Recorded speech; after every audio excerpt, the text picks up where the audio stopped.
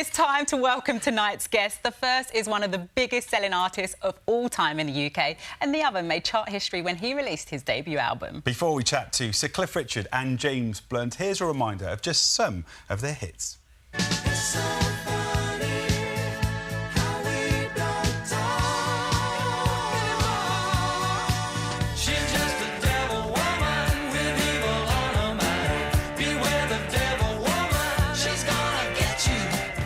You're beautiful, you're beautiful, you're beautiful, it's true. Oh, there's a song that God only knows, and it's keeping me dancing. Nobody knows how the melody goes, but it's keeping me dancing beside you. Yes, please welcome Sir Cliff Richard and James Blunt.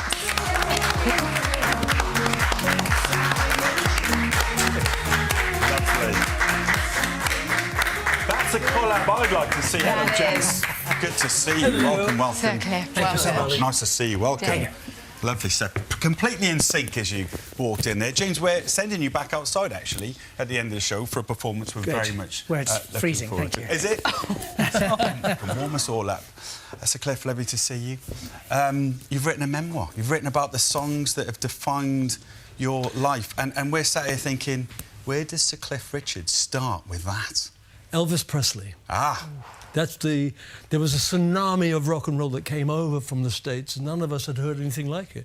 And even when I first heard Elvis, we thought, well, from which planet did this person arrive from? And so it just grew and grew. And almost anybody that is not American, but is a singer or in a band, would be because of what came from America. It'll always be the fatherland of rock and roll. There was one song in particular that you heard from Elvis that sort of changed your life in a way. Yes. We were walking, my drummer and another guitarist and myself were walking about downtown in Chessington, Hertfordshire, and this car stopped outside a shop. The windows were down, the engine was running, and the radio was on. He went in to buy, I don't know, a magazine or something, and while we're looking at the car, thinking, we're going to have a car like that, suddenly we heard, "Since my baby left, boom, boom, I found a new place," and then the guy got in and drove off. So we listened to the radio coming from Germany in those days, and one of my friends came around and said, "It's a guy called Elvis Presley, and the song is called Heartbreak Hotel." And I knew at that moment that that's what I wanted to be. Wow. I'd like, you know, I used to have dreams that I was Elvis. I didn't want to be like him. I was, and I'd wake up in the morning and go, "Oh, that's not true." I think we all had that moment in a bedroom at some point, didn't we? Doing the dance. We'll go from one artist to another band, because yesterday on the show we announced that next week we're going to be showing a film, the story behind the Beatles' very final track. The Now Beatles? and then, yes. Yeah. And then, yeah, you were friends with the band, weren't you, Sir Cliff? Well, we through met- their song "Love Me Do," is it? I have to tell you that The Shadows and I started 5 years before the Beatles, and therefore everybody thinks they own Abbey Road. I owned it. I merely rented it to them for a while, and they came up with all these fabulous songs and everything. And we did meet up. And the funny thing, James, I don't know if you can still remember who influenced you, but when we met the Beatles for the first time, it was just after "Please Please Me," their first #1, and we found out that they had been listening to the same people, Little Richard, Buddy Holly, Elvis Presley, and Paul had said that when he and John were writing songs together, they thought of themselves as the Everly Brothers. And John was Don, and Paul was Phil, because he had the higher voice. Yeah. And so I'm thinking, most of us really do come from the same not information. It was... That's where it comes from. And I'm just hoping that the book will show that people like me and you, that we don't always make it on our own. Well, actually, just on that, making it in America. In the book, you talk about Devil Woman and about how a certain Elton John helped you break through there, because you hadn't had much success up until that point. Yeah, I never made anything through them. And sometimes I have to bring it up and say that the record company in America, when The Minute You're Gone was #1 in England, they didn't want to release it. We played them Devil Woman, they didn't want it. We Don't Talk About It, they didn't want it. Elton comes and said, those songs, can I release them? And he got me into the top 10. Elton knows Wow. people, So doesn't he? sometimes it's a disappointment not to make it somewhere. But now, James, I can walk around, I do my own shopping. I go to supermarkets and things like that. Nobody spots me because they don't know who I am. That is not true, no way. Well, actually, James, you can testify to Elton John's kindness, can't you? Because didn't he surprise you on your birthday? I'm more than that. Elton, he was the guy who signed me to his management firm. He was the first supporter. He took me on tour around the UK and around the States and around South America too. And without him, I wouldn't be here talking to you. Yeah. So he's I'm he's sure done the he same thing. wouldn't And he's occasionally called me on my birthday. And he dragged me down to a concert when I was alone in Denver, in fact, and sat me in the front. And it was my birthday exactly. He got the entire arena to sing "Happy Birthday" to me at the Elton John concert, which is Incredible. Cliff, I mean, the music that yours has had an effect on so many people who've been in touch tonight. Cliff saying we played For Life at my wedding, in our first dance. Jonathan, I first heard the Millennium Prayer on my grand CD player when I was 5 years old. I still listen to it. I'm still a massive fan 30 years on. You've got a tour coming out. You're going to be in cinemas. You now have an album. And you've tried to choose, is it 12 tracks on the album that you remember, that you enjoy telling the stories about? It was the record company's idea, and it's really nice to have a good record company that actually wants you to release records. And it was their idea that we should release these songs. They found actually most of the songs that I had recorded, they removed the band out and they put an orchestra beneath it. And only 2 songs, they didn't take the original recordings, but they found 2 live versions of Living Doll and Summer Holiday. Summer Holiday. And so therefore, and they became slightly jazzed. I was really quite thrilled. But my favourite song on the album is that Bryan Adams song, Everything I Do It For You. And I sang that live and they used that and put the strings and stuff in there, and it still gives me goosebumps. I mean, I thought I was pretty terrific. You know what I mean? Well, We can confirm. we can, certainly. Well, Sir Cliff, thank you very much. Your book, A Head Full of Music, the soundtrack to my life, is available now. And the album, Cliff with Strings, My Kind of Life, is out next Friday. As I said, a very busy man. OK. Right, James, actually, talking of younger people, you've been reflecting on your younger years for this album. Can you tell us a bit more? Yeah, it's called Who We Used to Be. I suppose as a young man with a dream to get into the music business, I had, lots of hopes and dreams and lots of questions. Where would I end up? Who would I meet? Where would I go?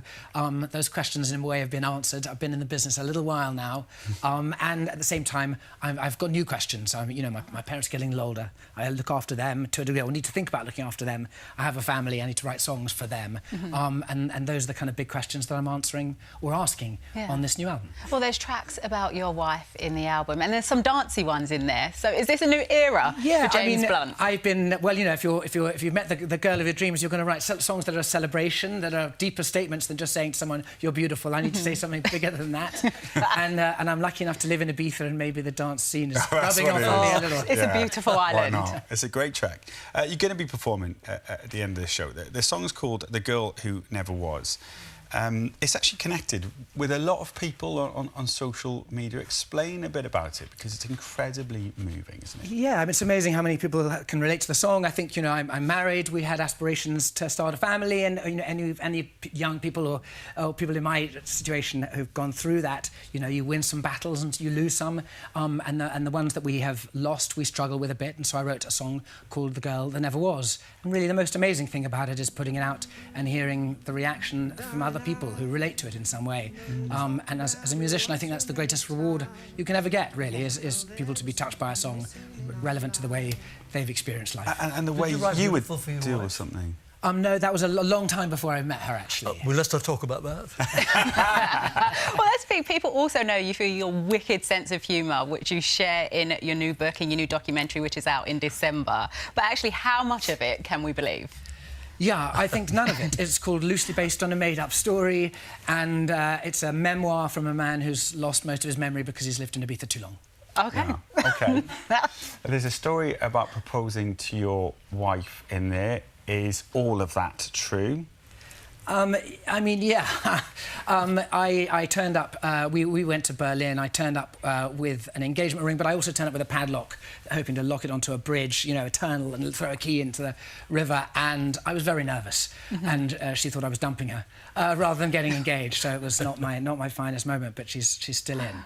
So the idea is, with the documentary, is to look back at parts of your life, but it's like we're never quite sure if you're telling the truth or not. Yeah, you know? yeah. I mean, yeah, I think because I'd rather you... Yeah, I'm not sure how to explain it, really. I think what I've been told, really, is that everyone has a book in them. And I probably should have kept mine in me, and rather than actually putting out to the real world. But it's... but yeah, and my lawyer says I should deny any of Okay. it. I'm just checking, all the memoirs are true. Cliff, you've not gone down the James Blunt route here. All the memoirs are true, factually correct. Which ones? The ones you've just done in your book. Oh, the book. Oh, yeah. Yeah, And I found out things that we didn't even know about. Like people like Sam Cooke. Do you remember Sam Cooke? Sam Cooke, wow. He got shot by a woman who was the receptionist in the hotel he was staying at. She said he was behaving a little aggressively. And I'm thinking, he got shot, dead? And I found out things that all the people that we love and adore and think, some of them had really disastrous endings. Yeah. Well, I tell you what, that's a gear change there, Cliff. I mean, I was going on a lighter note, if I'm honest.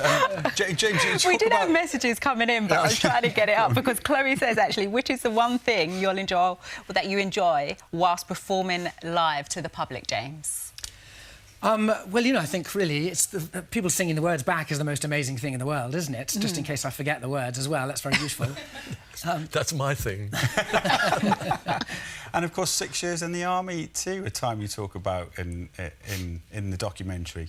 Yeah, I mean, I've written a lot about it in the book, and I suppose the book is a weird conundrum of silly stories from the music business and serious stories from the army. And so, yeah, it's a bit of a kind of rollercoaster ride of what's a joke and what's really not. Yeah, absolutely. Lovely to chat, James. I can't wait to find out if it's all true or not. We'll have to read it ourselves, won't we? Well, you are going to be performing for us in just a moment, and James's new book, loosely based on a made-up story, is out now. Yeah, so vague. Yeah. So vague, the title.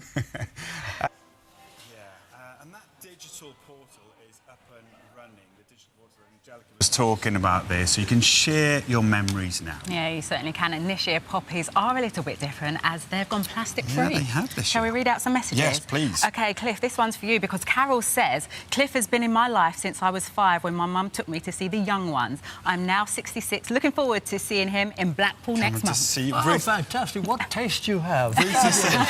Ruth saying I played Ocean Deep on repeat in my bedroom, or a boy I fancy, but he didn't fancy me back. Oh, the innocent times. And then Nikki, just quickly, please can Cliff wish my mum, Christine, a happy birthday. She turned 80 this week and loves Cliff's to bits. Can you say happy birthday? Christine, is it? Christine, happy birthday, darling, and you're still younger than me. You're a lovely man.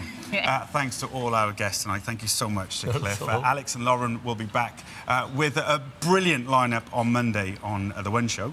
Yes, but now playing out with The Girl That Never Was from his album Who We Used to Be. It's James Blunt.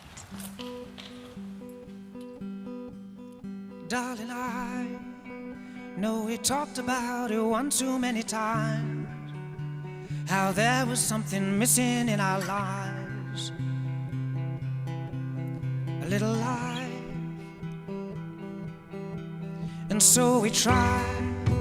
It was more than just a twinkle in your eye, but some things you just don't get to decide. At least we tried. The first casualty of life is the plan. When I look back, I'm not even sure that we were thinking.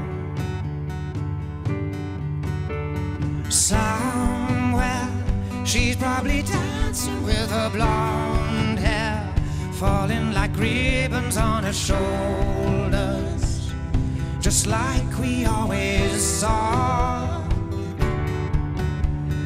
Bright eyes spinning in circles in the sunlight. Darling, we tried, but now it's over. We had it all and then we lost the girl that never was. If I could say a million words to take away the pain, What kills me is you trying to take the blame. You're not to blame. I never say I told you so, but sad have thought the words. Try drowning you in happiness, I only make it worse. We never should have picked her name, cause now she has a face. And now no matter what we do, no one will take her place. So somewhere she's probably dancing with her blonde hair, falling like ribbons on her shoulders, just like we always saw. And bright eyes spinning in circles in the sunlight. Darling, we tried, but now it's over. We had it all and then we lost the girl that never was.